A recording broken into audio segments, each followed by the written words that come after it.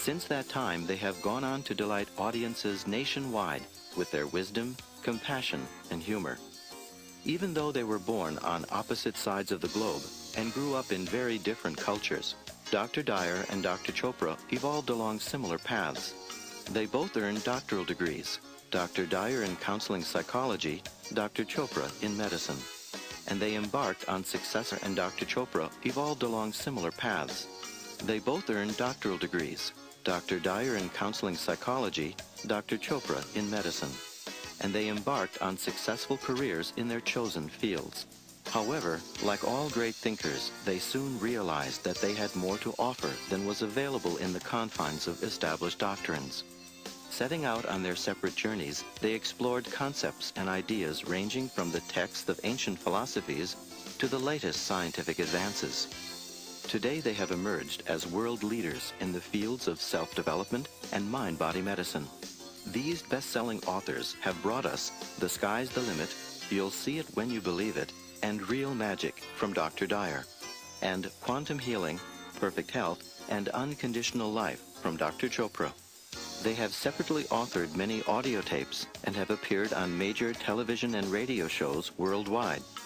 Recently, Dr. Dyer and Dr. Chopra met again at the Church of Today in Warren, Michigan, to create a very unique event that Quantum Publications is now pleased to offer you.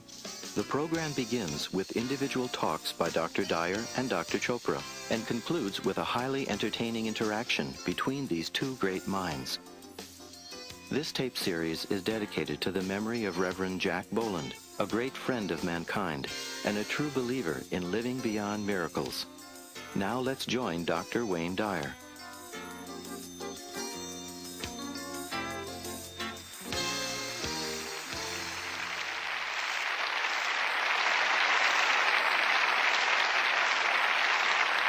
Thank you. Thank you. Good morning. Good morning. I would like to introduce, before I begin, my soulmate, my precious wife, the woman who is so supportive and caring, the mother of 7 of our children, the person who really guides me. When I heard Bette Midler sing, "You Are the Wind Beneath My Wings," I knew that she was dedicating that to my wife, Marcy Dyer, who's here with me today.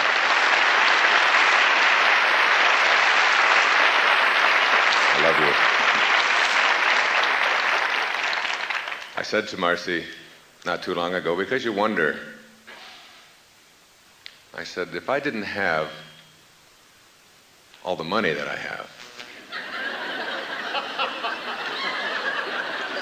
would you still love me? It's just a question. It was. She said, of course I would love you. She said, I'd miss you, but I would still love you.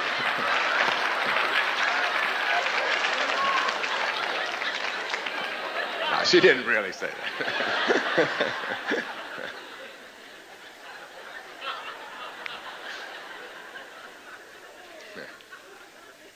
And so this special day is born. A day that I've dreamed about for a long time. The way that Deepak and I came together is really an intriguing story to me. It's really an example of what the message we both have in our books and tapes and our live performances around the world.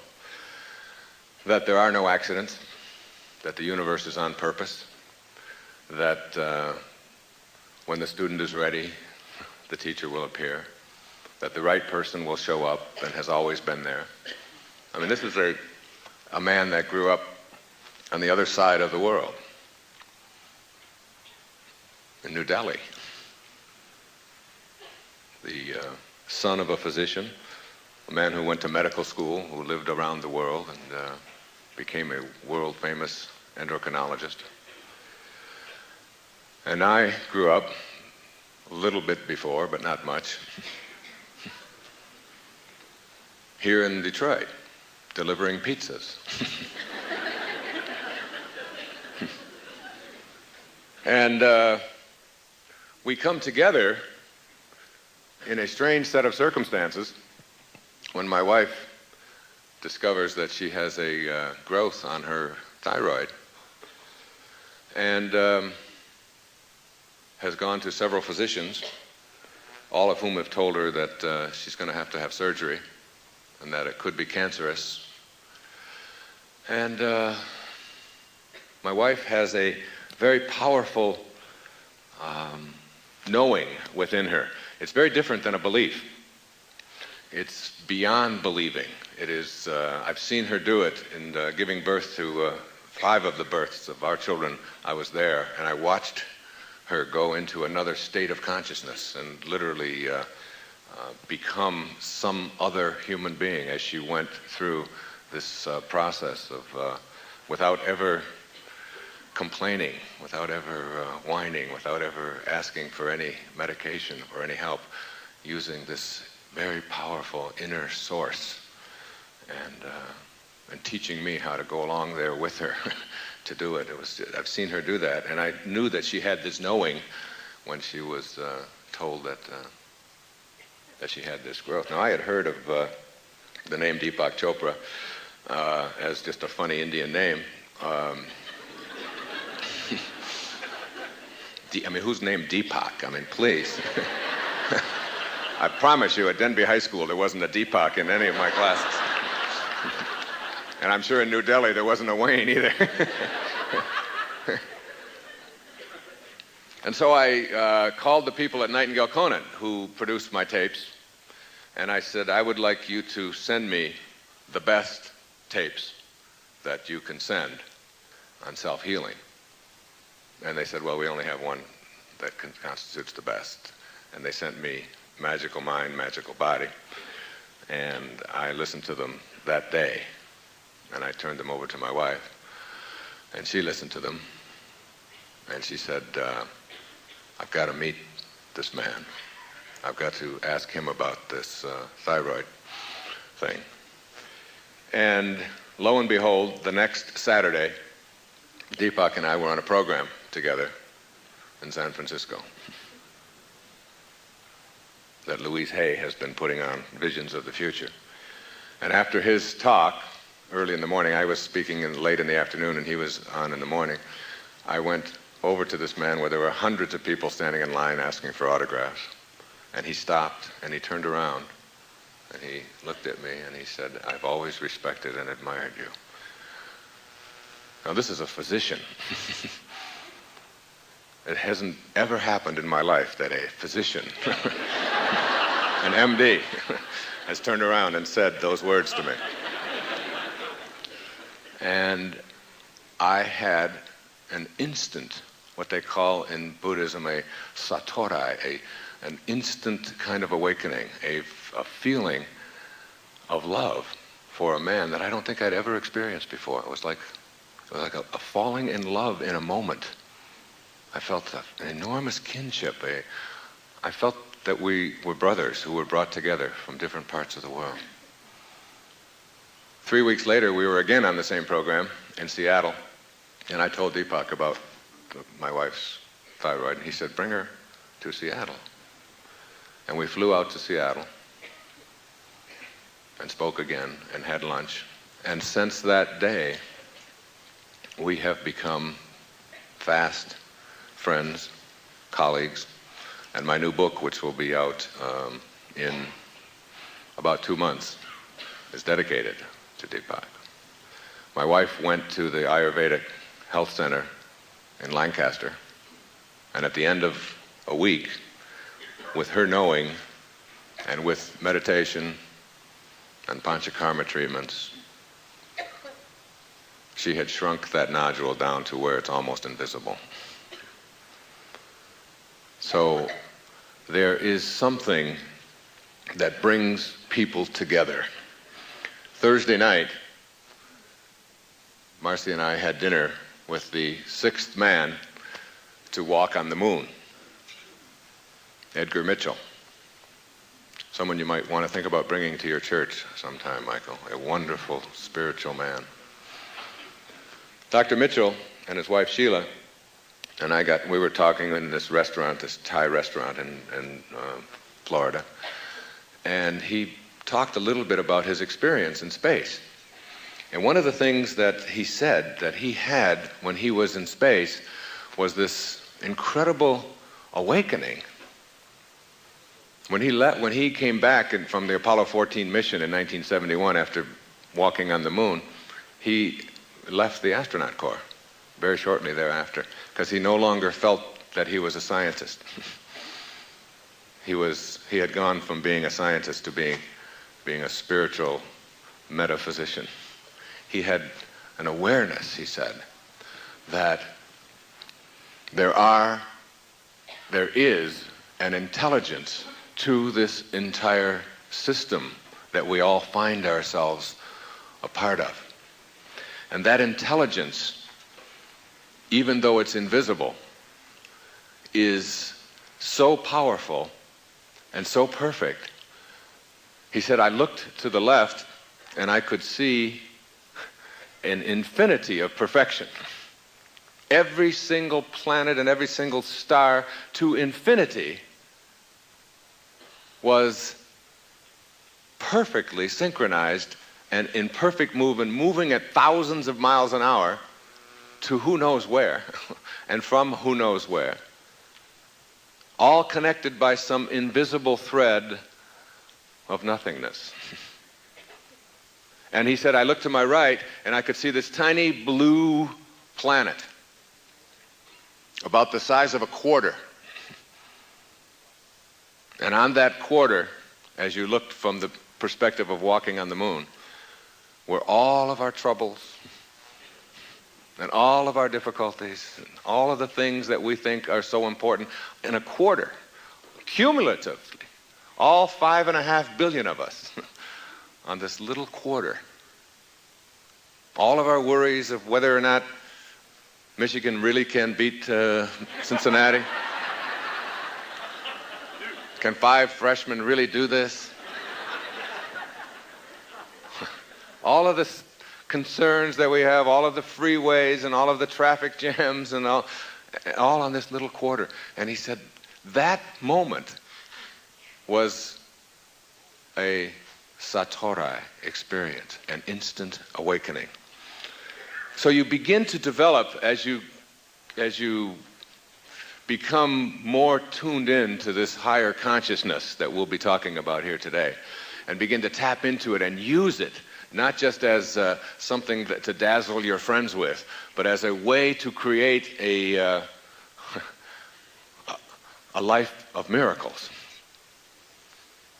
As you get good at this and have this knowing that healing and abundance and happiness and relationship perfection and all of the things that we seem to think are not within our purview to have, all become everyday miracles. This consciousness, this invisible something or other that winds through it all. We get obsessed in our culture with what you call it. You know, what is its name? We fight wars over what you call it. And it isn't at all what you call it. It doesn't matter what you call it. It doesn't matter what label you place on it. As Kierkegaard, the great Danish theologian, reminded us, once you label me, you negate me. And the same is true for this invisible intelligence that allows this whole universe to hang together. From the tiniest little cell in our body to the planets moving and to the galaxies beyond. This invisible intelligence makes it all work. It's interesting when you try to get a perspective on what it is and how it works. When I arrived for my second visit to Lancaster in February, I had been having a dream, for the last couple of decades, about being out in the middle of the woods. And in this woods, I would walk along and I would all of a sudden come upon a beautiful pond and it would be frozen over. And I would put on my ice skates, and I would just skate effortlessly through, and I would see the trees, and I would hear birds, and the snow would be, it was like this, and it would be, it's a repetitive dream that I've had over and over again since I was a young boy. See, I grew up not far from here, in Mount Clemens for some years, in a series of foster homes, and then on the east side of Detroit when my mother got her family back together. And after I would deliver the free press in the morning, this was after the Times folded, I would then go over and play hockey. And I played hockey almost every day after school and on weekends down on the Detroit River. I really loved to do it, and I was a defenseman, so you really get good at skating backwards and gliding. And when I watch the Olympics, I can do all of those funny little axles and double twists and all of that stuff that they're doing. And skating is just like a way of life with me. I mean, I can feel myself doing it and gliding through there. But the last time I had ice skates on was 1958. 1958, the year I graduated from high school. Was the last time I had ice skates on. But see, always in my dream, I had this knowing. And I've talked about this here in this church, at services that I've given, is a knowing that is something that is present in you at the cellular level. In every cell of your being, you have this powerful knowing. Like, if you've learned how to ride a bicycle, and you've been on a bicycle, and that's a very complicated physical act, to be riding along on a bicycle. I mean, two tiny little thin wheels, and you're twirling around corners and going no-handed and all. You know, you have a knowing, not a belief, that you can do that. And any one of you can go out and pump up the tires and do that, even if you haven't been on a bicycle in 25 years. You know it, you don't believe it. Or you can dive in the water and you know you can swim even though you haven't been there for a long time. This knowing is something that is beyond this body that you're in. You see, the body that skated in 1958, backwards and twirls and circles and crashing people into the boards and all of that kind of thing, that body is not here today. I'm here in a different model. In some ways, I've outlived that model. The physicalness that allowed me to do that, and the memory that is where it was stored, every single physical aspect of that body is gone. It's not here. It's someplace else. And every cell in that body of 34 years ago has been replaced by brand new cells several times over. And even the brain that you think is where that information, that knowing is stored, even that brain is different than the brain physically. Like if you did a chemical analysis of the brain in 1958 and the brain that is here today and sent them to the lab, it would come back and you would find that none of the cells are the same. They all have changed. But the knowing is still there. Now that's very powerful, because when I got to Lancaster, the first thing I did, it had been about record cold for 10, 12 days. It had been below zero every day for the last couple of weeks. And so I went for a walk where I had been in the fall, where I had found this pond, and I walked out to this pond, and there was the pond in my dream. It was exactly the same. It was like I recognized it. I had practically manifested it from this thought process, and there it was. And it was frozen solid. It had not just ice, it had what we used to call black ice. That's the best ice. That's more than 16 inches thick. and you can look down and all you see is blackness. Beautiful ice, just exquisite ice for skating. But I didn't have any skates. And there was one kid who works there, named Mark, who works in the kitchen, who was out there skating around in a very amateur way, I must say.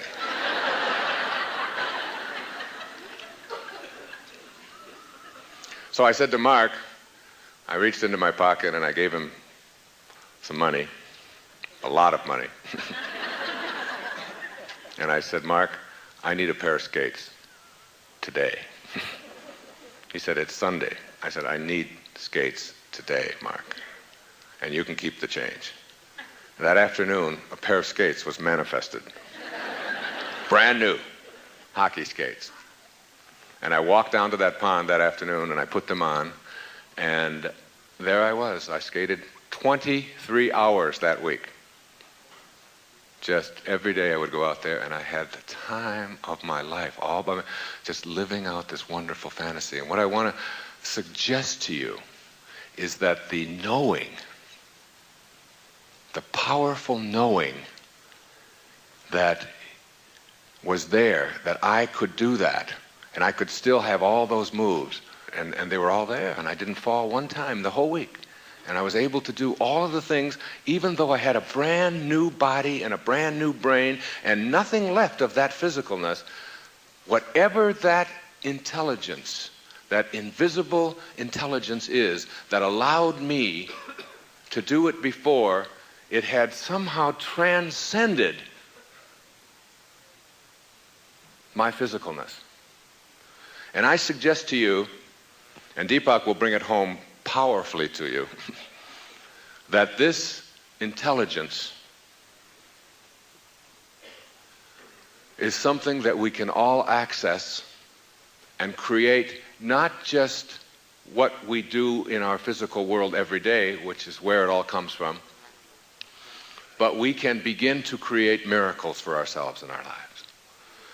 Aldous Huxley, in the Perennial Philosophy, he talked about 3 things that all ages of man and all civilizations since the beginning of time all have had in common about what I'm talking about here this morning. All ages, all civilizations, from the ancient cavemen and their totems to the African traditions, to the New Guinea traditions, to the European and the Eastern traditions, and the Indian and the Japanese tradition. And these are people and places that have never intersected with each other in a physical way.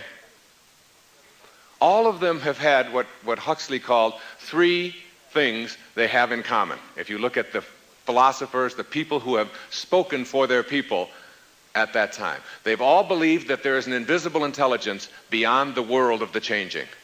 All ages of man, somehow, their most enlightened beings know this. There is an invisible world beyond the world of the changing.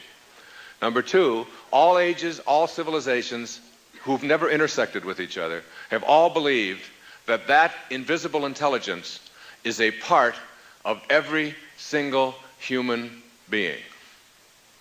All ages. That it isn't something that is some people get and some people don't. It excludes no one. And 3, all ages of man have known and believed that the purpose of life is to discover God, or to discover whatever it is that you want to call that invisible intelligence that suffuses all form in the universe and allows not only you to take notes and to ice skate after 34 years of being away from them, but it allows the flowers to grow, and it allows the planets to align, and it allows the whole thing to exist. So if you want to call it God or soul or spirit or consciousness or Ralph, it doesn't really make any difference what name you put on it. It is not what you call it. It is in every one of us. We all have it. We couldn't be here without it. See, you will discover, as I discovered when my grandmother died, that when they weighed her just before her death at the age of 94 at Henry Ford Hospital, that she weighed 133 pounds. And then after she died, and there was this package, this container left that they were preparing to embalm. It wasn't my grandmother. It was now just a package. That it weighed 133 pounds as they weighed it for the death certificate. Powerful metaphor there for me in that moment was that whatever it is that constitutes your very life, it doesn't weigh anything. When life leaves the package that you showed up in, the package weighs the same. So your life is something other than the package. And when you get that, you understand that who you are is really this soul with a body, rather than this body with a soul. Or as I said, and you'll see it when you believe it, you're a human being. You're not a human being having a spiritual experience. You're a spiritual being having a human experience. But the quality of that human experience is dependent upon how able and willing you are to make contact with that invisible intelligence that suffuses you and all form in the universe, that is independent and outside of this physical form that you showed up in. This physical form that you showed up in was all handled for you in a split second. All handled in this infinitesimally tiny speck. In this little speck, when two little drops of human protoplasm collided, everything you needed for your form was handled for you. And you can't even begin to comprehend it. A heart starts beating inside a mother's womb 6 or 7 weeks after conception. And it's a complete and total mystery to everyone in the scientific world, in the medical world, and the only people that even have a grasp on it are the poets. Whatever that something is, that invisibleness that allows you to be, what I want to suggest is, we'll call it, just for the purposes of my presentation here this morning, we'll call it awareness, pure awareness, because it's also a term that Deepak uses. You see, if you go back 200 or 300 years and look at how our current, say, theology and psychology and sociology and our views on humanity have evolved, they really have evolved from our scientific positions that we have taken. If you go back a few hundred years, the whole world was enamored of what is called Newtonian physics.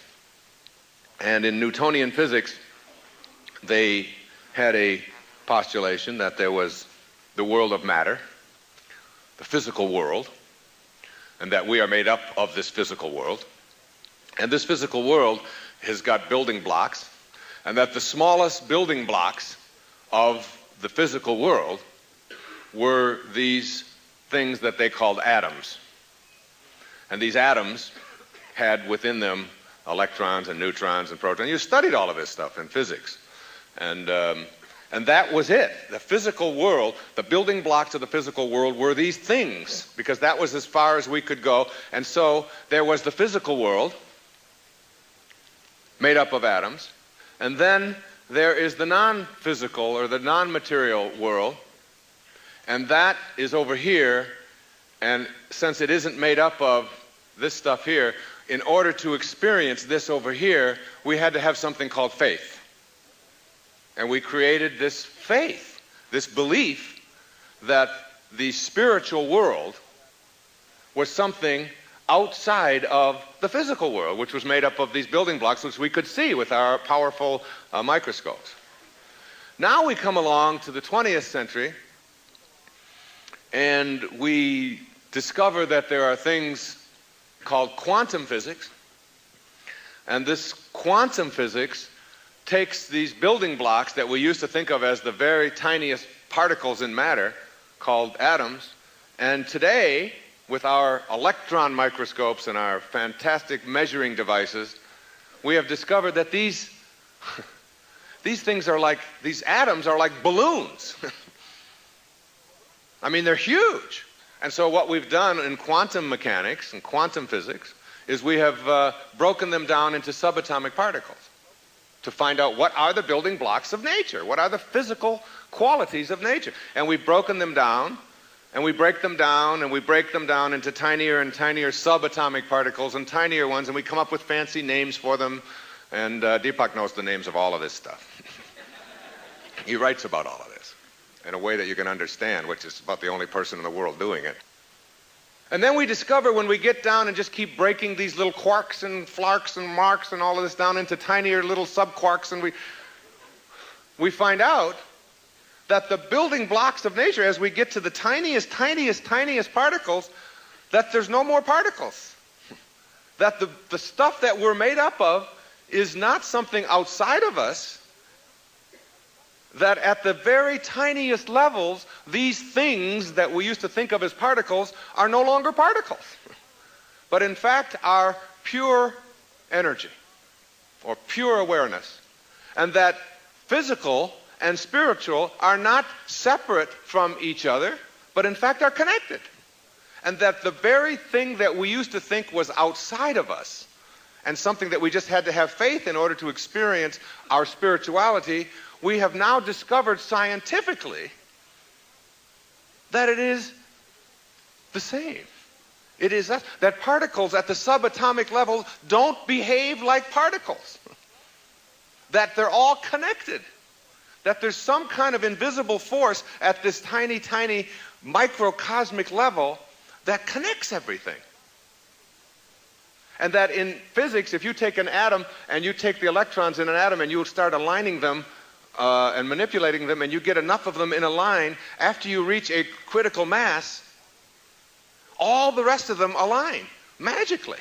Some kind of force is there when you get to what they call this critical mass number. If there's, let's say there's 100, if you get to 20, 25, the other ones stay out there, you get to this critical mass, boom, all the rest start lining up. And they call this in physics, they call it phase transition. Now, isn't it interesting to speculate that if we are made up of these things, that in fact, as is the tiniest part of us, so is the cosmos, so is the external, all the intelligence that's within each cell, which is what Ayurveda teaches, is also outside of us as well, and that if every atom within us has that force to align itself, that maybe, just maybe, the same thing is happening right now. That if enough of us individual atoms, called Wayne and Deepak and Marcy and Sally and Bill, begin to align in a certain kind of way, that this thing that Carl Jung talked about, this collective consciousness, is something that we can begin to prove with our physics. You know, it was only 40 or 50 years ago, back in the 50s, that you would ask a scientist, do you believe in God? And they would say, of course not, I'm a scientist. Now you ask a scientist, do you believe in God? And 95% of them will say, of course, I'm a scientist. Because metaphysics, beyond the physics, are beginning, the physicians, the physical-only people, are beginning to say what the metaphysicians have been saying forever. As you think, so shall you be. The kingdom of heaven is within you. Even the least among you can do all that I have done, and even greater things. You will not be punished for your anger, you will be punished by your anger. So said Buddha. So said Christ. So said Muhammad. So said all of the spiritual masters who have ever walked among us. And now the scientists are beginning to say, it is within you. It isn't outside of you. And so we have joined forces, and now the poets who were writing like Blake in Auguries of Innocence, to see the world in a grain of sand and a heaven in a wild flower, to hold eternity in the palm of your hand and infinity in an hour, we are led to believe a lie when we see with, not through the eye, which was born in a night, to perish in a night, when the soul slept in beams of light. That is so powerful. You were led to believe a lie. When you see with, not through the eye, you can't see with an eye. We have a friend who was blinded in an accident years ago, named Sharon Kamlos, who's been here. Either one of us would give one of our eyes so that she could see. She can't see with an eye. You see through the eye. The eye doesn't see. The body can't see. The body can't hardly do anything. It's what's directing it inside. Deepak has this wonderful illusion, this wonderful metaphor that he uses, where you can go within your body and you can find the command center, but you can never find the commander. Somewhere in there, there's a commander. You can find all the cells, but you can't find who's doing that. That's that something, that mystery. And that lie that we've been led to believe is that who we are is this physical body, and that it is limited. You see, the physical body, our physical body, is what keeps us separate from each other. You have a different body than I do. And you believe in that body, and you believe that you're separate, and therefore you believe in there's things for you and there's things for me. But on a round planet, somehow we've got to learn, and we are in a new phase transition, that on a round planet there's no choosing up sides. There are no sides. And we have to discover that not at the physical level, because that's the lie. The physical level, you were born in a night to perish in a night. When the soul, which is another name for it, slept in beams of light, formless, dimensionless, beyond the world of the physical. And so you become and know that you're this spiritual being, having this phenomenal human experience. But your belief is so strong in the lie that Blake refers to, that you are separate, that you are not connected. And yet, if a hijacking takes place in Cyprus, what connects you to the people on that plane, even though it's thousands of miles away on the other part of the one song, the one verse song, one song, on the other side of the one song, what connects you is those feelings that you have for those people who are sitting there staring down the barrel of a gun. Your thoughts, that invisibleness connects you, and you literally can feel their pain. And when you get good at discovering this higher part of yourself, and this higher part of yourself is the subject of our dialogue this afternoon. I can't wait for it. Deepak has just put out a whole program on this. I just finished the last tape just the other day, called The Higher Self. Wonderful tape. 6 hours of bliss. You see, the lie you've led to believe works like this. You look at levels of awareness. I've been talking about calling this thing awareness. You look at levels of awareness. And you look at a stone. Now, a stone at the quantum level is alive. Do you know that if you take a stone and you crush it and you pulverize it and you make powder out of it, and then you pulverize it even further and make it as malleable as you possibly can make it, maybe even into liquid, and you send it off to a lab, and you send your brain off to a lab, and you get back the chemical analysis that is the same. There's only so much stuff in the universe to make up the world of form. With so much carbon, there's so much hydrogen, there's so much oxygen, there's so much nitrogen. There's just like a handful of this stuff. And it makes up a stone, and it makes up your brain, and it makes up your arm, and it makes up your nose, and it makes up your house, and it makes up your car, and it makes up the chair, and it makes up everything. It makes up a rhinoceros's horn. The same stuff that makes up you. And you believe that you are that stuff? Don't you see that there's an organizing intelligence that takes carbon and nitrogen and oxygen and hydrogen and whatever all of those other chemicals are, and says somehow in all of its perfection that Edgar Mitchell described, all of its perfection, it says this will organize in such a way that it becomes a horn, and this will become a stone, and this will become a human being. And that stuff is just everywhere.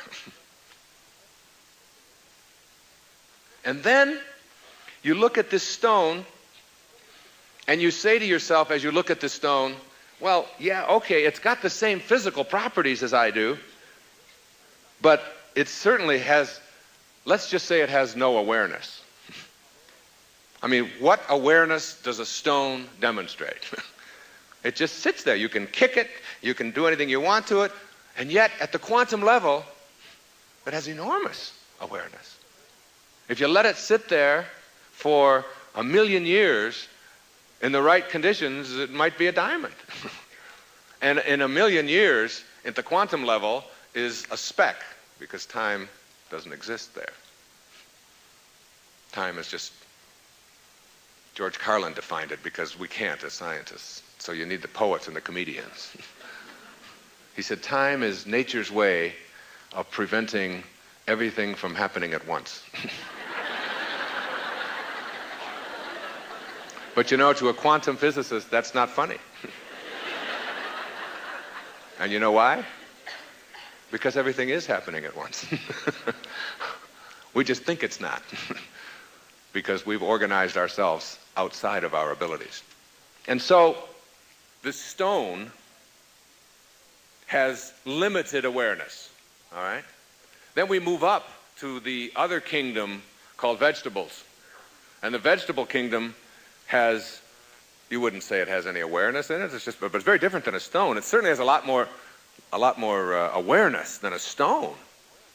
If you take one of your house plants and you put it over here in the shade, and you got a sunny part over here, something in the organizing intelligence of that plant says, move over this way. And you'll find your plants stretching towards the sun. And you don't say to them, why are you so selfish? What's the matter with you? Why aren't you happy with where you are? And try to make it feel guilty or try to make it feel bad.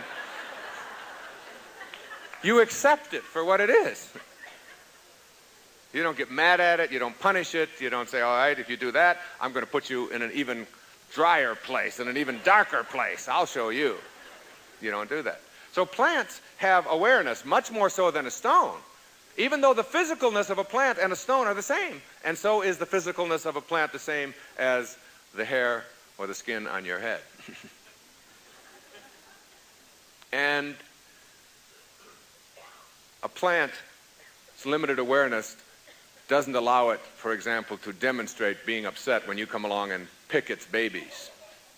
You know, you take its little baby tomatoes away. It doesn't say, oh, I went through hours of child labor. How can you do this to me?